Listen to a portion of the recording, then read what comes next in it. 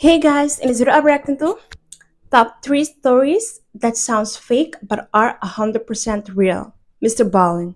Let's see what this video is about. Let's go. Sometimes the truth is stranger than fiction, and today we're going to look at three stories that demonstrate that. Hold on, before the video actually start, I do want to acknowledge something. I haven't been posting. It's not that I didn't want to. I just was very busy. I was moving, I was doing all these things, and it was a lot, so I didn't really have time. So now I will try, to start posting more regularly. So yeah.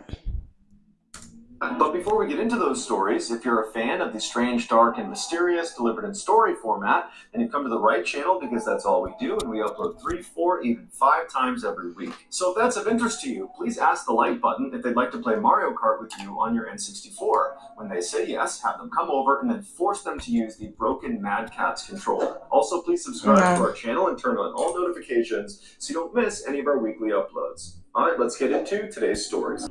Rest up. In October of 2002, Mark and his wife Kathy were on their way to a baby shower in Baltimore, Maryland, that was being held for them by Kathy's family. It would be a 7-hour drive from their home in Ohio, so Mark and Kathy tried to 7 what? That's crazy. get out the door as early as possible, but one thing led to another and they got a pretty late start. By midnight, they were only about an hour away from their final destination, but they both desperately needed a bathroom break. And so they pulled into a rest stop in Frederick County, Maryland, which is about an hour outside of Washington, D.C. The rest area parking lot was completely vacant except for one car, which was a dark blue late model 4-door sedan that was parked head in right in front of the bathroom. Mark and Kathy pulled into a spot that was a few over from the sedan. They got out, they walked up to the restroom. Mark was done first, so he waited outside of the women's restroom for his wife. As he waited, he turned around to face the sedan that initially, when he first pulled in the lot, he believed was empty. But now, as he's looking at it, he can clearly see there are 2 people in the front 2 seats. A middle-aged man who's sitting behind the steering wheel looking directly at Mark, and then next to this guy is a sleeping teenager. And immediately, Mark felt really creeped out by these 2 guys. Yeah, this sounds weird. Okay, especially if you're at a place where there's not much movement. You gotta be careful. It's wild out there. It'd be wild. I mean, they are in this random rest stop in the middle of the night. They're the only ones there. Absolutely And this not. guy is just staring menacingly at Mark. And so Mark's doing his best not to be intimidated and to stand his ground and not act fazed by what's happening right in front of him. But in the back of his mind, he is just praying his wife comes out of that bathroom as soon as possible so they can get the heck out of here and away from these 2 creepy guys. Finally, his wife did come out. He grabbed her by the hand and without any explanation, rushed them back to their car, hopped in, locked the doors, turned it on, and began backing out. And as he did, he looked over at the sedan and he saw the guy behind the steering wheel, the middle-aged guy, was looking over at Mark with that same menacing look on his face. Mark also noticed there was something odd about the sedan's trunk. There was a fist-size hole right above the license plate where you would normally put the key inside of. So the whole scene was just totally bizarre, and after Mark and Kathy sped out and were back on the highway, Mark explained to Kathy that there were actually 2 people inside of that sedan, and they really creeped him out, and that's why he had grabbed her and rushed them back into the car. And so she agreed that was pretty creepy, but by the time the couple got to the baby shower in Baltimore, they had completely forgotten about their experience at the rest stop. The baby shower went well, and before long, Mark and Kathy were back home in Ohio. About a week later, the couple was watching TV in their home when a breaking news bulletin came across. It showed a reporter who was standing at the exact same rest stop that they had stopped in on the way to Baltimore in Frederick County, Maryland, and behind them was the same late model sedan that they had seen parked at that rest stop when they had pulled in. The headline of this special news bulletin was DC Snipers Caught. It would turn out that middle-aged man sitting in the driver's seat of the sedan staring at Mark was none other than John Allen Muhammad, and the guy next to him, the teenager who was sleeping, was Lee Boyd Malvo. These were the 2 men that were responsible for the highly coordinated 3-week-long attack that left 10 people dead in the Washington, D.C. area. The fist-sized hole that... Hey, yo! Listen, I did not know about this case, I'll be honest. But what in the world? I mean, don't people have nothing better to do with their lives? I mean, if you have mental, you know that you're disturbed, like, get some help. I know most of the times we think we're good, we don't need help, but sometimes it's necessary. It really is. Mark saw on the back of their trunk was what they used to shoot through because it allowed them to stay concealed in the trunk while they were shooting. Mohammed and Malvo had been using that particular rest stop in Frederick County as a place to hide out in between their killings. When Mark and Kathy pulled in next to Nah. them, they were only halfway through their killing spree. Mark believes the only reason he and his wife were not targeted is because the killers most likely were trying to keep this rest Oh, stop off the radar he looks scary. Like, no, sir. Please don't look at me like that. Please, no. Mm-mm. because it was their hiding spot, and so they wouldn't have risked an attack there. Although, ironically, they would ultimately be caught in that rest stop. Mohammed was executed by lethal injection in 2009, and Malvo is serving a life sentence. Ooh.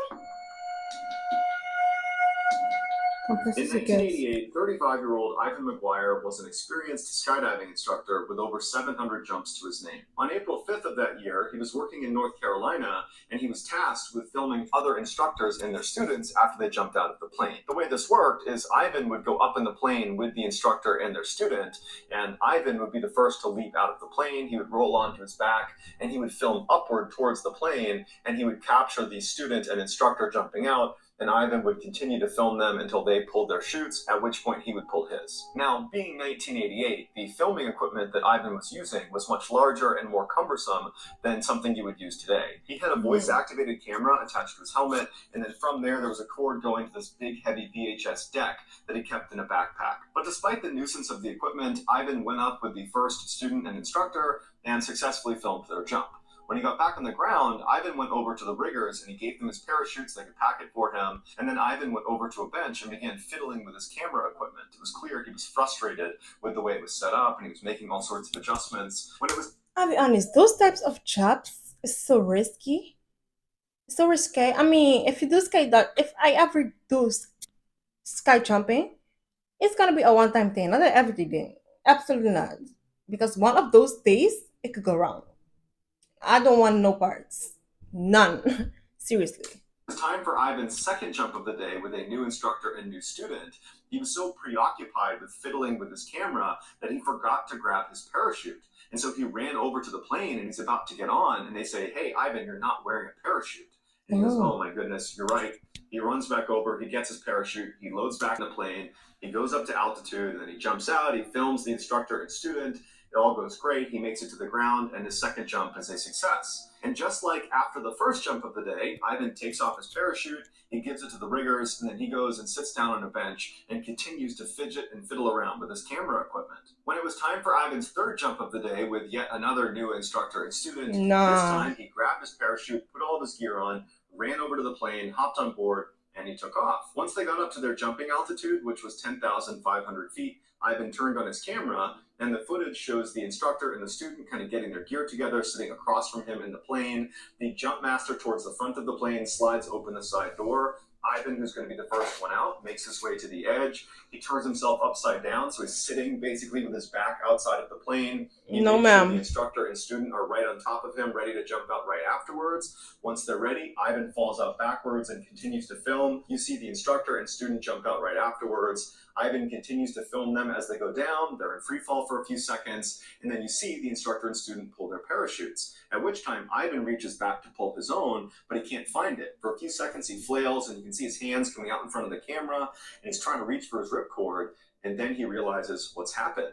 That parachute he grabbed before he loaded up in the plane was not a parachute. He grabbed his heavy backpack that had that big VHS deck in it. Stop playing. Like, stop playing. But I mean, come on now.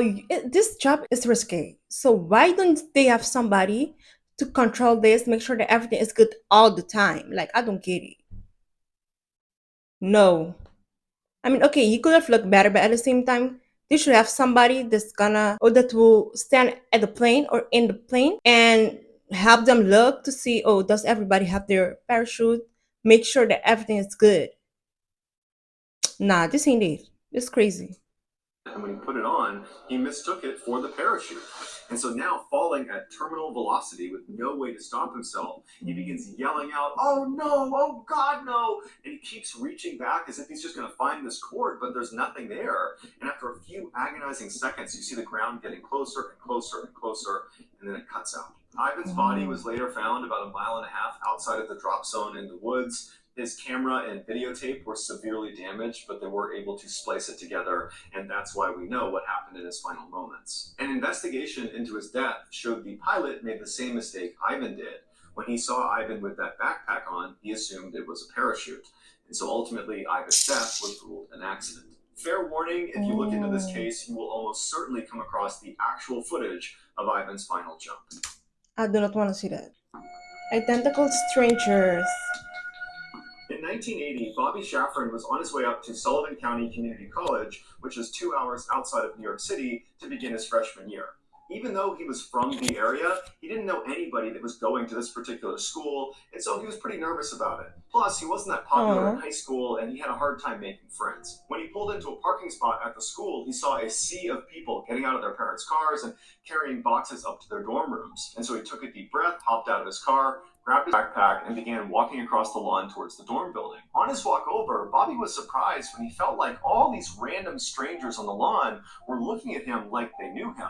And a couple of people yelled out to him and said, "Hey, it's good to have you back here." And one girl actually ran up to him and kissed him on the cheek and said, "Oh my gosh, I'm so happy you're back." And Bobby said, "I think you got the wrong person. I don't know you." And she laughed and she just ran away. And so Bobby's totally bewildered by this because that's he doesn't weird. know anybody, but everybody seems to know him. And so he walks up the steps and he goes inside the dorm building. And as he's walking down the hall, people are high-fiving him and patting him on the back. And then right as he's about to turn the corner towards his actual dorm room, someone down the hall behind him yells out, "Hey, Eddie, what's going on, man?" And Bobby knew whoever it was yelling at him because this whole situation had been so weird. He felt like this had to be a case of mistaken identity. And so Bobby turned around and he saw at the other end of the hall another student who he didn't know, clearly waving at him and yelling out, "Hey, Eddie, come here. What's going on, man?" And so I'm sorry. If this were to happen to me, I'll be like, sorry, I don't know what y'all think this is, but this ain't me. Okay? And I would just clear everything right there and then. Because it's weird, and on top of it, it's annoying. Like, people keep coming up to you like you're somebody else. It's like, all right, come on now. It gets old. Okay? Bobby walks up to him and says, "Hey, I'm not Eddie. I don't know what's going on, but everybody thinks I'm somebody that I'm not, but I'm not Eddie. Who's Eddie?" And the guy said, "Yeah, okay, Eddie, it's good to have you back here, man," and then walked off. And so Bobby's like, "What is going on?"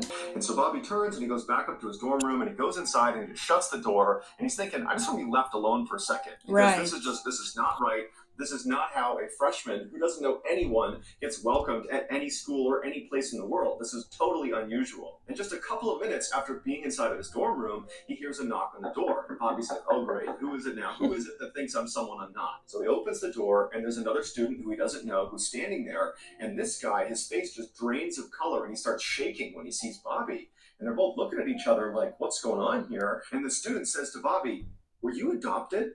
And Bobby said, "Yeah." And then the student said, Oh. "Is your birthday July 12th?" And Bobby said, "Yeah." Oh, okay. I think I know what's going on here. This feels like, what's that movie called?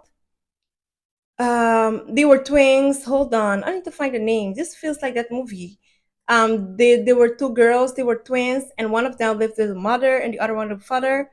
And then eventually they'd meet each other somewhere, and it was just weird. It was just weird. That's what it feels like. I don't remember the name of the movie. Hold on, let me go. Let me go find out.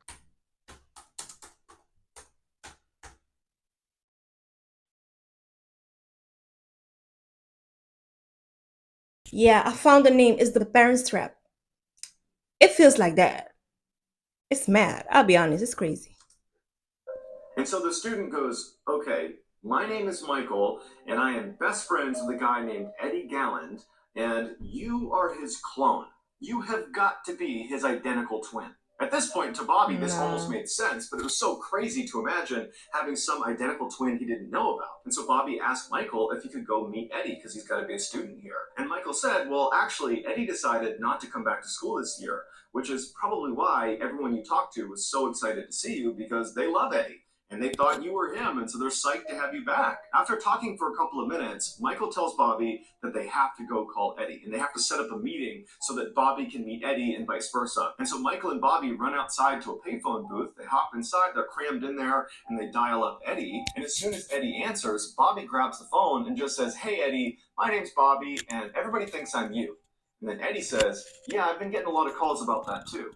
And Bobby would later say that when he first heard Eddie's voice, he said it sounded like his own voice coming through the phone. And so ultimately, Eddie Crazy. invited Bobby and Michael to come to his house so that Eddie and Bobby could see if it really was true that they were twins. And so Michael and Bobby hopped in Bobby's car and they sped 2 hours to Eddie's house. And when they got there, it was the middle of the night. And Eddie's house is the only house in this quiet suburb that has all the lights on. And so Michael and Bobby walk up the path towards the front door of Eddie's house. And right as Bobby is about to knock on the door, it flies open. And standing in front of Bobby is his exact clone. It's Eddie. And Eddie's looking back at Bobby, and he can't believe what he's looking at. They are definitely identical twins, and they both immediately saw that. Michael would say after Bobby and Eddie just stared at each other for about a minute, they just started laughing. It was like they were total strangers, but at the same time, they had this connection immediately. They knew they were related, and they were laughing, and they hugged, and they just Aw. stared at each other. And Michael said anytime Bobby would tilt his head, Eddie would mimic it, and vice versa. It was like they were looking into a mirror. Shortly after, this story of these two long-lost brothers reconnecting found its way to Newsday, which was a prominent local newspaper in New York, and they decided they would look into it to see if it was really true or not. And so one of the editors had a junior reporter fly out and actually see Bobby and Eddie face to face and see if it was really true that they were in fact identical twins. And as soon as this reporter saw them, they knew immediately that, yep, they're related. And so Newsday printed this totally heartwarming fairy tale story about these two long lost brothers reconnected after all these years just because of. I'll be honest, I kind of find it unfair though, because what if they would have never saw each other? What if Bobby would have never went to that school? We would have never known that he had a twin. I feel like, come on now, I get it. Things go wrong. At least let the child know that you have an identical brother or sister, or you have another brother or sister. You don't even have to be twins, but at least let them know. You know what I'm saying? This is crazy. Of a chance encounter in college, and everybody loved it. But this is where the story went from amazing to truly unbelievable. Friends of another young man living in the New York area named David Kelman began telling David that he had to check out this Newsday article about these long lost twins because these two twins look exactly like David. Specifically, they said you gotta look at these guys' hands. They are No, just stop like playing. yours, David. David was Stop playing. Stop playing. I refuse to believe. known for having these enormous hands, and a lot of the pictures of Bobby and Eddie in the news showed their hands, and they too were enormous. And so David finally picked up a newspaper and looked at a picture of Bobby and Eddie, and sure enough, he was shocked. They looked exactly like him. And then when he read the article, it showed their birthday was July 12th, the same as his. And they were Stop. born at the same hospital he was born at. And so he's Stop. thinking, these are too many coincidences. They have to be my brothers. And so David called Eddie's home phone number, and Eddie's mother picked up, and she asked who was calling. And David said, hi, my name is David Kelman. I was born July 12th, 1961, and I'm looking at a newspaper article of two identical twins that look just like me, and one of them is your son. I think I'm the missing third twin. After hearing this, Eddie's mom apparently dropped the phone and yelled out, Yeah, because that's crazy. I mean, this don't happen every day. It does not. they're coming out of the woodwork. So Eddie and Bobby went to David's house, and as soon as they walked in and saw David, they knew right away he was one of them. He was the third twin. And apparently, within minutes of meeting each other, they were wrestling and laughing hysterically on the ground. It was like Oh. even though Yeah, they look alike. They cannot deny each other. They cannot. they were strangers, they somehow already knew each other and had an instant connection. David's family members that witnessed this first interaction said it was the most incredible thing they'd ever seen, that it was just so wonderful to see these long lost siblings finally reconnected after all these years. Shortly after David realized he was the third missing twin, Newsday did another story talking about how there was actually three missing twins that had all been reconnected. And once again, it was just this incredible Cinderella story, and now this story went all over the world. They were on the cover of every magazine, every newspaper, they Oh. were on every talk show, and everybody had the same question. What similarities did they discover? And they would say, well, we all wrestled in junior high school and high school. We all smoked the same cigarettes. We like the same food. We had the same taste in women. And on talk shows, when they would answer these questions, it was immediately clear that they all shared the same mannerisms. And on the show, they would routinely interrupt each other and finish each other's sentences. It really was like they were the exact same person, despite having been raised completely separate from one another. The boys loved the attention they were getting. They had become international rock stars overnight, and all three of them were immediately so close. They were best friends right away. They moved into an Oh. apartment together. They went out partying. They met Madonna. It was just this incredible time in their lives. And so they weren't asking questions about why they had been separated in the first place. But their parents were asking a lot of questions because they had not been Right. told by the adoption agency. Exactly. And that is my point. Because why are you not letting these people know that that the child have siblings? Or in this case, it's triplets. Come on now. That ain't right. That isn't right. That the boy they were adopting actually had two identical siblings. They had no idea. So the boy's adoptive parents reached out to the adoption agency, which was Louise Wise Services, based in New York. Very prestigious, basically the most powerful and wealthy people in New York use this adoption agency if they're going to adopt. And so the parents reached out to them and asked for a meeting so they could get some answers as to why their kids have been separated. And so the parents go to New York, they go into this meeting room with the top brass of Louise Wise Services, and they say, did you separate our sons at birth on purpose? And one of the executives said, we did, because it's really hard to place three children into one home. At which point, David's adoptive father lashed out and said, that's absolute BS. If you would Right, because I'm sure there are parents that find this cute. They want to dress the kids the same, this, that, and if rich people are adopting kids from that place, I'm sure they're gonna get adopted. had told me he had two identical siblings, I would have taken all three. But the agency stood by their decision and said that's the only reason it happened, and so sorry, that's all we can tell you. And so the parents were very frustrated and felt like there was much more to the story. And in fact, they felt like the agency was actually lying to them about why they'd separated their sons in the first place. But they couldn't get any more information, so they left the agency. And right when they got outside, Bobby's father realized he had left his umbrella inside of the meeting room. And so he turned around, went back inside, walked down the hall quietly so he didn't want to disturb anyone. Then he opened the door to the meeting room and he reached in to get his umbrella. And he looked inside and he saw the people he had just met with from Louise Wise Services had just opened a bottle of champagne, and they were laughing and smiling, and they were clearly toasting each other on a job well done. And even Oh, that's crazy. Oh, nah. Oh, nah. though Bobby's father did not go in there and confront them about what they were celebrating, he got the sense that they were celebrating having dodged a bullet, that they clearly had just lied to the families of these three triplets and they'd gotten away with it. And so between the parents' general sense that the agency was clearly hiding something and then Bobby discovering this champagne toast as soon as they left, the parents decided they needed to get in touch with some lawyers to help them get to the bottom of why their sons had been separated. And so Right. initially, a number of really prestigious law firms in New York were excited to take this case. But shortly after, they all contacted the families to say, well, actually, there's a conflict and we can't do it anymore. And the parents believed this was because the adoption agency, Louise Wise Services, and some of their more prominent and powerful clients were pressuring the lawyers not to dig into this, that clearly there was That's some secret weird. that they did not want uncovered. And so Yeah, that's unfortunately, the weird. parents hit the dead end, didn't know where else to turn to try to get more information.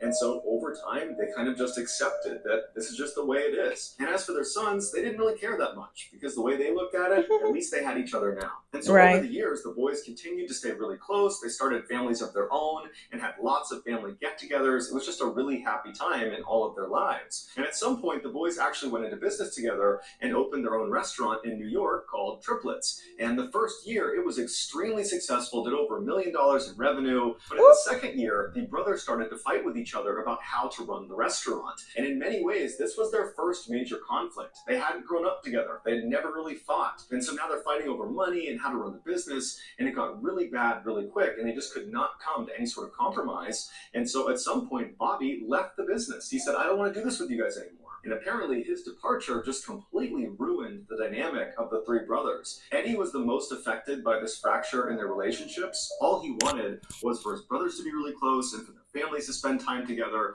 and now all of that was in jeopardy. And so Eddie started showing signs of severe depression and was ultimately hospitalized for 3 weeks. And then shortly after getting out of the hospital, he took his own life. This was beyond devastating for the two brothers and the Oh, rest of their family. Around this time, a journalist named Lawrence this got dark real quick. This got so dark. Oh no.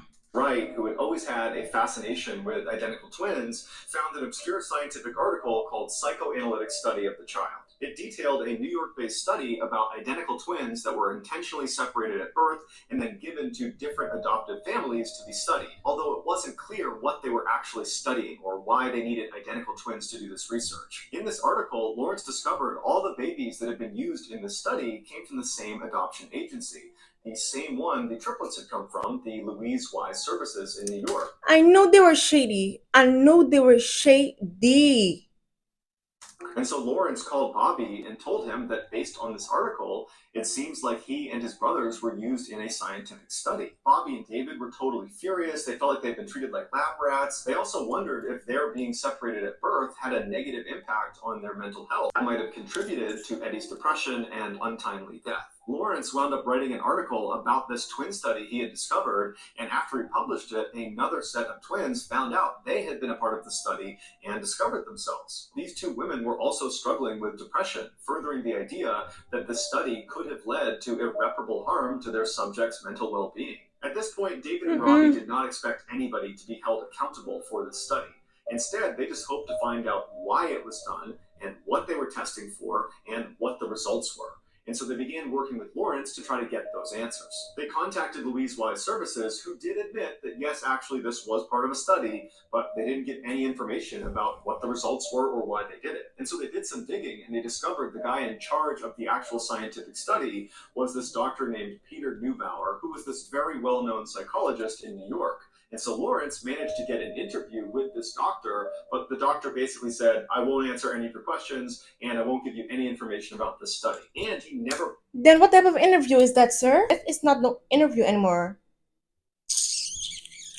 No. Published his findings. Right before the doctor died in 2008, he made sure the entire study was put under seal inside of the Yale University archives so no one could access it until 2066, which has led many people to believe that the reason he set it so far out was to guarantee all of these subjects in this study would have died by the time it was made publicly available, protecting his own legacy and the people that were involved in this study. In the recent documentary called Three Identical Strangers, Dr. Neubauer's personal assistant, a woman by the name of Natasha Josefowicz, she was interviewed, and they asked her, can you shed any light on why this study was done, what they were testing for, and what the results were? And she would say that she was not actually part of the study. She was more on the periphery, but she was privy to what they were doing. And she said the point of the study was to finally put to bed whether it was nature or nurture that made the person who they ultimately become. Basically, are your surroundings the thing that ultimately makes you who you become, or is it just your genetic makeup that you're I mean, if you want to know so bad, try with your own child. Try with your kids, which will be crazy. Don't get me wrong. It will be also crazy. But to do it with somebody else's child is mad to me. Why don't you do it with your own? destined to become a particular person independent of how you were raised. And she said the results were incredible, that basically it has nothing to do with nurture. It's all about your genetic makeup, that we unconsciously trend towards specific behaviors and decisions, but we believe it's free will. We believe we're choosing to do certain things, but in reality, it's basically predetermined. And specifically in the triplets case, Bobby was intentionally placed into a more affluent household where his father was a doctor and his mother was a lawyer. And so they were very well educated, and that was his upbringing. Eddie was placed into a more middle-class family with his father being a teacher and his mom being a stay-at-home mother. And David was put into a low-income household where they were all immigrants, English was a second language, and they just had this very small shop that they owned. And Natasha said this study demonstrated that despite these boys being put into different socioeconomic levels, it had almost no impact on who they ultimately became. She said she doesn't know why the study wasn't published, but she hopes someday it will be. Also, in this documentary, a doctor named Lawrence Perlman, who was actually one of the researchers in the study that would actually make house visits to each of the boys' houses as they were growing up under the false pretext that they were there as part of routine follow-up for the adoption agency. And he went on record and said that the study was not just about the effects of socioeconomic class. It was really about the effects of different styles of parenting. He said in the triplets case, each of the boys have been placed into their respective households after that household had already adopted another child. And that first child they adopted effectively became the guinea pig for this study, where scientists would come in and they would study this child under the false pretext that they were there just following up for the adoption agency, but really they were creating a baseline of how do these parents parent. And then once that baseline was established, then the triplets were sent into their respective homes with the researchers knowing full well how they were each going to be brought up, with the adoptive father being the X factor. Bobby's father, who was a doctor, was rarely around, but he was devoted and loving to his son. David's father, who was the shop owner, was around all the time and adored his son and loved him unconditionally. Eddie's father was a teacher who was around a fair amount, but when he was very strict and rough with Eddie and quick to discipline him and rarely showed any affection for him. And while Well, Dr. that's Ballen sad. does not come out and say that Eddie's relationship with his father probably had an effect on him becoming depressed and ultimately taking his life, there are many other people close to this case that believe that's exactly what it was. That David and Bobby had a stable, healthy upbringing and Eddie did not. And so when he was faced with the crisis of the brothers separating, Eddie couldn't handle it. These same people refute what Natasha said about the findings of the study that we're all genetically predisposed to become a particular person. They say if that was the case, then why haven't David and Bobby taken their lives? But ultimately, because the study was never published, we won't know for sure why it was done, what they studied, and what the conclusions were. All we have This is is crazy. speculation and second and third hand information. But what we do know for sure is these surviving triplets and their families are furious that this study was done. They feel Right. like it ruined their lives. Following the release of the documentary Three Identical Strangers, Bobby and David were actually granted early access to the study that was sealed inside of Yale University. And when they looked at it, they were expecting to be blown away with the results, but it turned out it was over 10,000 pages of very Mm. technical information, and much of it was heavily redacted, so they couldn't even read most of it. They were not able to deduce what the purpose of the study was in the first place or what it accomplished. It was just all very ambiguous. This study was ultimately shut down permanently in 1980, the same year the triplets discovered themselves. As for the adoption agency, Louise Wise Services, and all the scientists and researchers involved in the study, none of them were held accountable for their role in this totally unethical study. And so basically everything was swept under the rug. So Bobby, David, and all of the family members of the triplets were just left with a whole bunch of questions and not a lot of answers. So that's going to do it, guys. If you found a secret, I'll be honest, that is crazy. The story kept getting crazier and crazier. And then it got sad. Come on now. These people, they be playing games. That's why I don't trust none of these people. No. Mm-mm. These orphanages, they be tripping. They be mistreating the kids. They be just vile. They be vile. Some of them even be trafficking these kids, which is crazy to me. It's like, come on now. So yes, guys, this was the video. Don't forget to like, comment, and subscribe, and I'll see you guys in the next one. Bye.